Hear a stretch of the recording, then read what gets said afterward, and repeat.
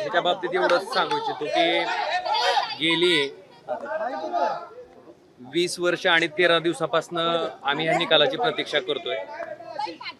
जी न्यायालयीन लढाई आहे ती दोन्ही कुटुंबांनी त्या ठिकाणी संविधानाच्या मार्गाने न्यायाच्या मार्गाने आम्ही त्या ठिकाणी ही लढाई लढतोय। आज निकालासाठी मान्य कोर्टानं या ठिकाणी आजची तारीख दिली होती आणि निकाल देण्याच्या बाबतीत काही अजून काही जी कमतरता आहे ती पूर्ण करण्यासाठी सन्माननीय कोर्टानं या निकालाची तारीख 20 जूनला ठेवलेली आहे, म्हणजे अजून 4 दिवसानं।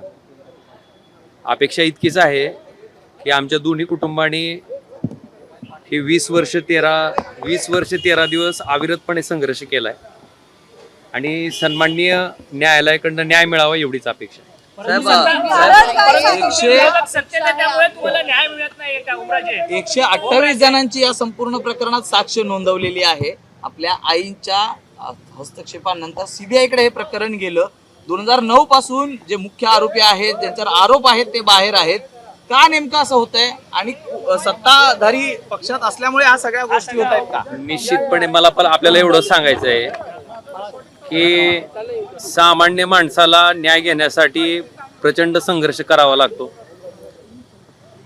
माझी क्षमता होती म्हणून मी हायकोर्टात रीट दाखल करू शकलो। त्या रीटच्या आधारे ही केस सीबीआय कडे गेली आणि केस सीबीआय कडे गेल्याच्या नंतर सीबीआयच्या माध्यमातून ह्याच्यामध्ये पुढचा तपास झाला आणि सगळे आरोपी त्या ठिकाणी समोर आले।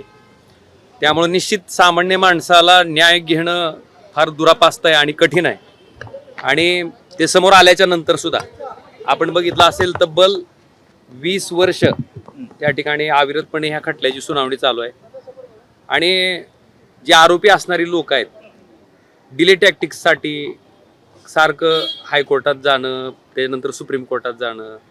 सामान्य माणूस हायकोर्टामधल्या आणि सुप्रीम कोर्टामधल्या वकिलाची कशा पद्धतीनं फीस देऊ शकेल, कशा पद्धतीनं त्या ठिकाणी वकीलला अपॉइंट करू शकेल? माझी क्षमता होती, आम्ही लढत गेलो, लढलो म्हणून इथपर्यंत पोहोचलो। आणि आता निश्चितपणे ही माझा राजकारणातला जन्मच त्याच्यामुळे आहे, माझ्या राजकारणात जन्मच त्याच्यामुळे आहे।